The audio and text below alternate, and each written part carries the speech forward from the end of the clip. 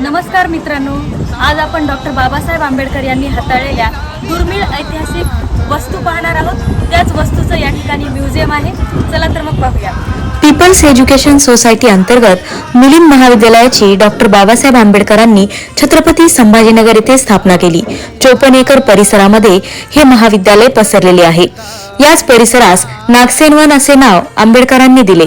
याच ठिकाणी एका छोट्याशा म्युझियम मध्ये बाबासाहेब आंबेडकर बसायची ती लाकडी चेअर, लाकडी काठ्या, त्या काळचे वॉश बेसिन, कॉलेज बांधताना आणलेल्या विटा, भांडी, यामध्ये किटली, वाट्या, भगुने, मोठा डबा, परात अशी भांडी आहेत। गादी, पलंग, त्यावर असणारे पांघरून, वेगवेगळ्या प्रकारचे 2-3 प्रकारचे रुमाल, टॉवेल आणि अजून काही खुर्च्या। वृद्धापकाळात जी खुर्ची आंबेडकर वापरायचे हीच ती खुर्ची आहे। जर तुम्ही या वस्तू आतापर्यंत पाहिल्या नसतील तर एकदा नक्की भेट द्या। पुढील